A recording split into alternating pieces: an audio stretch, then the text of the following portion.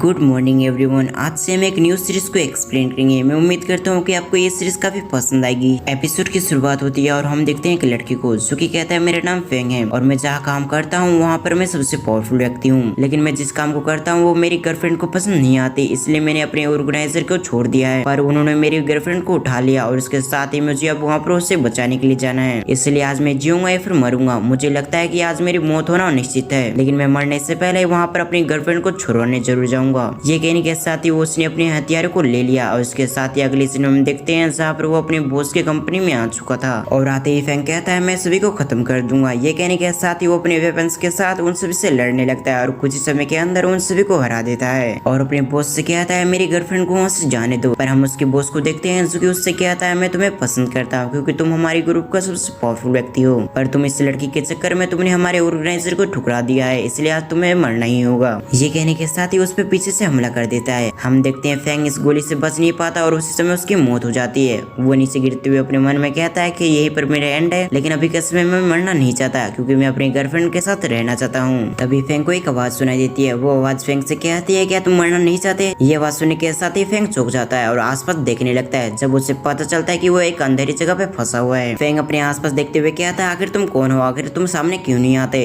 इस बात को सुनने के साथ ही वहाँ पर एक लड़की आने लगती है जो कि वहाँ पर आते हुए कहती है जो हुआंग मिरर सिस्टम में आपका स्वागत है। इसके साथ ही मेरा नाम फीकियान है और मैं इस सिस्टम के ऑफिसर हूँ। इसके साथ ही अगर तुम मेरी बात को मानते हो तो मैं फिर से जिंदा कर सकती हूँ, लेकिन आपको जो हुआंग मिरर के सभी मिशन को कंप्लीट करने होंगे। अगर आप ऐसा करने में असफल होते हैं तो उस समय आपको मार दिया जाएगा और उसके बाद आप कभी भी आप जिंदा नहीं हो सकेंगे। उसकी बातों को सुनने के साथ ही फेंग हैरान हो चुका था। इसके साथ ही साथ वो जानता था कि अब उसके पास एक ही रास्ता है वापस लौटने का, इसलिए उससे कहता है अगर ऐसी बात तो मैं तुम्हारे सारे मिशन कंप्लीट करने के लिए तैयार हूँ, बस तुम किसी तरह मुझे वापस जिंदा कर दो। अभी आवाज सुनने के साथ ही उसे एक बॉडी में रिबॉर्न कर देती है और उससे कहते हैं यहाँ पर जितने भी व्यक्ति उन सभी को मारो, नहीं तो ये तुम्हें मार देंगे। फिर सीन शिफ्ट कर हम कुछ लोगों को देखते हैं जो एक लड़की को मार रहे थे और वो वहाँ पर मारा भी जा चुका था और उसी समय उस बॉडी के अंदर फेंग आ चुका था। फेंग की सोल उसके आते के साथ ही उसके हैंड को रोक लेती है। अभी ये देखने के साथ ही वो व्यक्ति हैरान होते हुए कहता है क्या तुम नहीं मरे थे? उनकी बातों का कोई रिप्लाई ना देते हुए फेंग उन्हें मारने लगता है। इसके साथ ही वो समझ चुके थे कि ये फेंग बहुत ज्यादा पावरफुल बन चुका है। फेंग अकेले उन चारों का सामने करता है, इसके साथ ही 2 इंसानों को मार भी देता है। ये नजारा देखकर बाकी के 2 साथी काफी डर चुके थे क्योंकि वहाँ से भागते हुए कहते हैं आखिर ये व्यक्ति कौन है? और दूसरा व्यक्ति उसे धमकाते हुए कहता है तुम कुछ में इंतजार करना, हमारा संगठन तुम्हें मारने के लिए आएंगे। इधर हम फेंग को देखते हैं जिसकी बॉडी काफी कमजोर थी, इसके साथ ही उसे चक्कर आने लग गए थे। वहाँ पर फेंक के आने के साथ ही उससे कहती है कल्टीवेशन की दुनिया है, यहाँ पर तुम जितना ताकतवर बनोगे उतने ही तुम्हारे लिए काफी अच्छा है। इस बॉडी के रियल ओनर के जितने भी दुश्मन थे तुम्हें उन सभी को खत्म करना होगा। 4 दुश्मनों के अंदर से तुमने 2 दुश्मनों को मार दिया है, इसके साथ ही 2 दुश्मनों को तुम्हें खत्म करना होगा।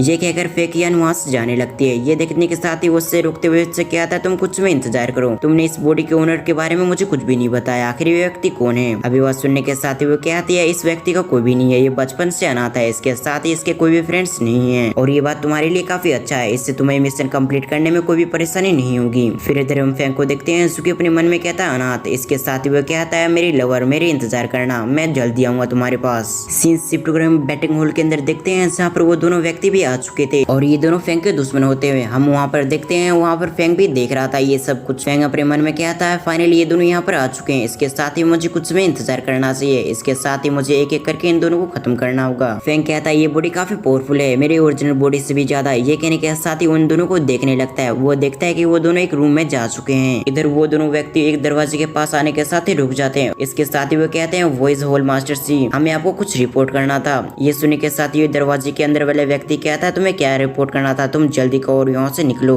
ये सुनने के साथ ही एक व्यक्ति डरते हुए अंदर चला जाता है। दूसरा व्यक्ति अपने मन में कहता है मुझे जल्द से जल्द यहाँ से निकल जाना चाहिए क्योंकि मास्टर काफी गुस्से होंगे इस रिपोर्ट को सुनने के साथ ही। ये कहने के साथ ही वो वहाँ से जाने लगता है, लेकिन उसी समय वहाँ पर फेंग आ चुका था जो कि आने के साथ ही उसे पानी में डुबाने लगता है और कुछ समय के अंदर उसकी मौत हो चुकी थी। इधर हम उन दोनों को देखते हैं जो कि बाहर आते हुए कहते हैं आखिर यहाँ पर क्या है? ये कौन सेक्टर डिप्टी मास्टर है। वो आने के साथ ही कहता है आखिर यहाँ पर कैसी आवाज निकल रही थी, मुझे ऐसा लगा यहाँ पर कोई और भी व्यक्ति है। अगले दिन फेंग कहीं जा रहा था, इसके साथ ही वो एक गली में छुप जाता है। इसके साथ ही वो देखता है वहाँ पर एक बच्चा आ चुका था। वो आने के साथ ही उससे पॉइंट आउट कर देता है और उससे कहता है आखिर तुम कौन हो और मेरा पीछा क्यों कर रहे थे? और इस बच्चे का नाम सावनान होता है। वो आने के साथ ही अपने घुटनों पे आ चुका था। वो बच्चा कहता है मेरा नाम सावनान है, इसके साथ ही मैं आपको ग्रीट करता हूँ। ये कहने के साथ ही वो उसके सामने सर झुका लेता है। इसके साथ ही वो कहता है मुझे पता है कि आपने कल रात को किसी को मारा रहा था। ये बात सुनने के साथ ही फेंग काफी गुस्से में आ चुका था। तभी वो बच्चा उसे समझाते हुए उससे कहा था, मैं आपको ब्लैकमेल नहीं कर रहा, मैं बस आपको बता रहा हूँ और आपको इसके बारे में चिंता करने की जरूरत नहीं है, मैं आपको इसके बारे में किसी को भी नहीं बताऊंगा। इसके साथ ही वो कहता है, आपने जिसे मारा था उसने मेरे पिता को मार डाला था। फिर वो अपनी पूरी स्टोरी बताता है। वो कहता है कि मेरे पिता और जाओ लेजी एक टाइम पे स्लेयर सेक्ट के मेंबर थे, लेकिन उसके बाद उसने किसी तरह से पॉइजन खिला दिया मेरे पिता को और इस मौके का फायदा उठाकर उसने हमारे सारे प्रॉपर्टी पे कब्जा कर लिया और जैसे मेरे पिता मारे गए तो उसके साथ ही मुझे भी प्रॉपर्टी से बाहर निकाल दिया और मेरी कंडीशन अब कुछ ऐसी हो गई है। इधर उसकी पूरी बात सुनने के साथ ही फेंग उससे कहता है, लेकिन तुम्हें ये कैसे पता चला आखिर मैंने उससे मारा है? फेंग के सवाल को सुनने के साथ ही वो बताता है कि मैं कल बाथरूम करने गया था, उस समय मैंने देखा कि आपने उसे मार दिया। अभी बात सुनने के साथ ही फेंग हैरान हो चुका था। वो अपने मन में कहता है, तो यहाँ के बाथरूम में कोई रूम नहीं है। फिर से वो बोलता है, आपने उसे तो मार डाला, लेकिन आप वो वॉइस होल मास्टर से आपको पूरे शहर में ढूंढ रहे हैं, लेकिन मैं यहाँ से निकलने का एक रास्ता जानता हूँ जिसकी मदद से आप यहाँ से निकल सकते हैं। तभी फेंग को फ्लैशबैक आती है जहाँ पर फिर क्यान ने उसे बताया था कि तुम्हें 3 दिन के अंदर सब कुछ खत्म करना होगा, यानी कि उन सभी को मारना होगा।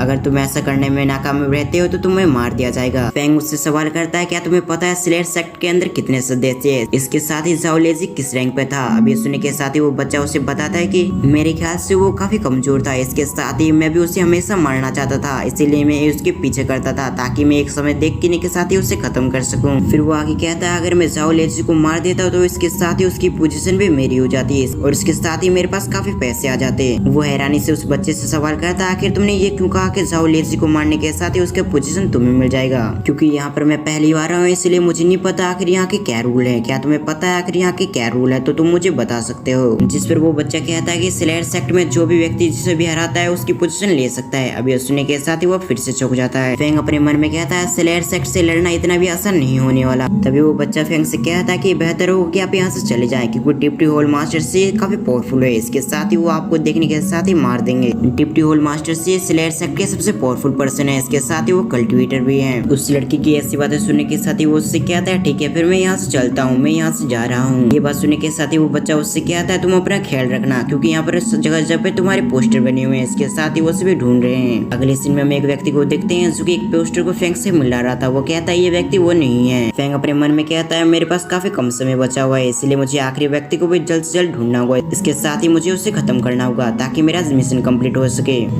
दूसरी तरफ हम कुछ लोगों को देखते हैं जहाँ पर वो बातें कर रहे थे कि स्लेयर सेक्ट के 3 मेंबर मारे गए। फेंग अपने पेट को पकड़ने के साथ ही कहता है, मुझे पहले खाना खाना होगा क्योंकि मुझे काफी भूख लगी हुई है। ये सोचने के साथ ही हम अगले सीन में देखते हैं जहाँ पर फेंग एक रेस्टोरेंट के सामने आ चुका था। वो वहाँ पर आते हुए कहता है, जल्दी से मेरे लिए खाना परसो। तभी फेंग को पता चलता है कि आखिरी व्यक्ति वही है जो कि उसके पीछे बैठा हुआ है। इसके साथ ही वो थाली को टुकड़ों टुकड़ों में बांट देता है ताकि उसकी जान ले सके। लेकिन तभी वहाँ पर एक ओल्ड मैन आ जाता है जो कि वहाँ पर आने के साथ ही कहता है, मुझे माफ करना कि यहाँ पर प्लेट टूटी हुई है, मैं भी जाकर इसे चेंज करता हूँ। ये कहने के साथ ही उस प्लेट को लेकर साथ वहाँ से चला जाता है। इधर फेंग अपने मन में कहता है, मैं तो इस प्लेट को इसलिए तोड़ा था ताकि इसकी जान ले सकूं। तभी एक शख्स खाते हुए कहता है, मैंने सुना है कि स्लेयर सेक्ट के कुछ मेंबर्स मारे गए एक ही रात के अंदर। इस बात का रिप्लाई देते हुए वो ओल्ड मैन कहता है, तुम इसके बारे में यहाँ डिस्कस नहीं कर सकते, क्योंकि अगर ऐसा हुआ तो वो लोग हमें भी मार देंगे। ये सुनने के बाद वो कहता है, आप किस बात से डर रहे हैं? यहाँ पर कोई भी नहीं है जो कि हमारी बातें सुन सके। यहाँ तक कि मैंने खुद देखा है कि कई सारे लोग उसकी तलाश कर रहे हैं और अभी तक उसके बारे में कुछ भी नहीं पता चला आखिर उसकी लड़का क्या नाम है। अब ये सब सुनने के साथ ही उस आखिरी बंदे को काफी गुस्सा आ चुका था, इसलिए वो एक कटोरी लेने के साथ ही उस पे सर पे पटक देता है। इसके साथ ही कहता है, आखिर तुम्हारी हिम्मत कैसी हो हमारे स्लेयर सेक्ट के बारे में ऐसी बातें करने की? क्या तुम मेरे हाथों मरना चाहते हो? ये कहने के साथ ही उसे भगा देता है। तभी वो मास्टर उससे कहता है, सेकंड मास्टर आप इसके बारे में गुस्सा ना करें, मैं इसकी तरफ से आपसे माफी चाहता हूँ, प्लीज आप शांत हो जाइए। हम इस व्यक्ति को देखते हैं जो कि वहाँ से भाग रहा था। इसके साथ ही कहता है, ये तो वही व्यक्ति है। फेंग उससे ही देख रहा था। अब फेंग को देखने के साथ ही वो वहाँ से भागते हुए कहता, कोई मेरी मदद करो, ये किलर मुझे मारने के लिए आ चुका है। तभी फेंग उसके पीछे आ चुका था, जो कि आने के साथ ही उसकी गर्दन को काट देता है। लेकिन इधर हम उस व्यक्ति को देखते हैं जो कि मरते मरते भी अपने लोगों को बुला लेता है। अब ये देखकर फेंग परेशान हो चुका था। वो अपने मन में कहता है, मुझे जल्द से जल्द यहाँ से निकलना होगा, इससे पहले इस व्यक्ति के यहाँ पर साथी आ जाए। लेकिन अब तक उससे काफी देर हो चुकी थी। हम देखते हैं वो चारों तरफ उसके लोगों ने घेर लिया। तभी एक पर्सन कहता है, तुम उससे साइड हो जाओ। हम देखते हैं ये व्यक्ति और कोई नहीं बल्कि से पेटियान होता है, जो कि सामने आने के साथ ही फेंग से कहता है, तुम्हारी हिम्मत कैसे हुई कि हमारे लोग लोगों को हाथ लगा सको, लेकिन तुमने तो यहाँ पर हमारे लोगों को मार दिया। इधर फेंग अपने मन में सोच रहा था कि अगर मैं इस व्यक्ति से लड़ूं तभी मैं जीतने का मौका हो सकता है, इसलिए मुझे इस व्यक्ति से डरना नहीं चाहिए। दूसरी तरफ फेंग का रिप्लाई न सुनने के साथ ही वो काफी गुस्से में आ चुका था, इसलिए वो फेंग पे अटैक कर देता है। इधर फेंग ने उसके हमले को काफी आसानी से डॉज कर लिया, लेकिन दूसरे हमले से हिट होकर वो रेस्टोरेंट के अंदर आ चुका था। सीपेटियन अपने लोगों से कहता था जाओ और इस व्यक्ति को मार दो। इस व्यक्ति की हिम्मत कैसे हुई कि हमारे लोगों को जान से मार सके। इधर फेंग अपने मन में सोच रहा था इतना सारे अपोनेंट, ये थोड़ा सा मुश्किल होगा कि इसके बीच में इसे मारना, इसलिए मुझे लगता है कि इस पे मुझे सोच समझ के अटैक करना चाहिए, नहीं तो इतने सारे लोग मुझे मार देंगे। ये सब सोचने के साथ ही फेंग वहाँ पर बैठ चुका था। इसके साथ ही वो वहाँ पर बैठते हुए सभी से कहता है आप सचमुच एक ग्रेट पर्सन है, तभी तो आप अपने साथ इतने सारे लोगों को लेके घूमते हैं, क्योंकि मुझे लगता है कि आपके पास कोई ताकत नहीं है, सिर्फ ये ताकत को तो दिखावा है, असल में आपके पास कोई भी पावर नहीं है और आप इतने संख्या में लोग हैं, इसलिए आप लोगों को धमकाते हैं। इधर सीपेटियन को तो काफी गुस्सा आ चुका था। वो कहता है तुम ऑलरेडी मरने वाले हो, लेकिन फिर भी इतना एरोगेंट, ये तुम्हारे लिए अच्छी बात नहीं है, मैं तुम्हारे मुंह तोड़ दूंगा। अब इस बात को सुनने के साथ ही फेंग के चेहरे पे स्माइल आ चुका था। वो कहता अगर ऐसी बात है तो तुम अकेले मुझसे क्यों नहीं लड़ते, और लड़ने के बाद हमें पता चल जाएगा आखिर स्किल किसके पास है। मुझे डर है कि तुम मुझे हरा भी नहीं पाओगे, यहाँ तक कि तुम मुझे थोड़ा सा घायल भी नहीं कर सकते। फेंग की पूरी बात सुनने के साथ ही उससे काफी गुस्सा आ चुका था। इसके साथ ही वो कहता है बच्चे तुम नहीं समझ पा रहे कि तुम क्या कह रहे हो। अब तक हम देखते हैं वहाँ पर कुछ लोग उसकी सोर्ड वहाँ पर लेके आ चुके थे। ये देखने के साथ ही वो अपनी सोर्ड लेने के साथ ही उससे कहता है अब तुम यहाँ पर मरने वाले हो, अभी इससे कोई फर्क नहीं पड़ता आखिर तुम कौन हो। इधर फेंग को काफी डर लग रहा था। वो अपने मन में कहता मैं पहले से काफी फंसा हुआ हूँ, लेकिन किसी भी तरह से मुझे यहाँ से निकलना ही होगा। तभी होल मास्टर से अपनी तलवार को नीचे रखते हुए कहता है मैं किसी ऐसे व्यक्ति को नहीं मारता जिसके बारे में मैं कुछ न जानता हूँ, तो जल्दी से बताओ आखिर तुम कौन हो और तुम्हारा क्या नाम है और तुम किस सेक्ट से आते हो। इस बात को सुनने के साथ ही वो कहता है अगर तुम जानना चाहते हो आखिर मैं कौन हूँ तो इसे ध्यान से सुनो। मैं डिमोनिक सेक्ट से आता हूँ और मेरा नाम ज़ेंग वोजू है और गोल्डन लाइन किंग मेरे ग्रैंडफादर है। अभी बात सुनने के साथ ही वो हैरान हो चुका। फिर इसके साथ ही वो कहता है क्या बकवास कह रहे हो। ये कहने के साथ ही उस पर अटैक कर देता है, लेकिन इधर हम फेंग को देखते हैं जिसने इस अटैक को डॉज कर लिया था। इधर हम शॉप के ओनर को देखते हैं जो कि अपनी दुकान को टूटता फूटता देख काफी गुस्से में आ चुका था। इसके साथ ही वो कहता है मेरी दुकान, तुम लोग मेरी दुकान में तोड़फोड़ मत करो, यहाँ से निकलो। इधर फेंग के पास कोई भी वेपन नहीं होता, इसलिए वो सामान से उस पर अटैक कर रहा था ताकि वो अपने आप को बचा सके। इधर होल मास्टर से काफी गुस्से में आ चुके थे। वो फेंग से कहता है तुम्हारी हिम्मत कैसे हुई तुम मेरे गालों पे क्रैश कर सको, आज मैं तुम्हें बिल्कुल नहीं छोड़ूंगा। तभी हम देखते हैं वो ओपनर वहाँ पर आ चुका था।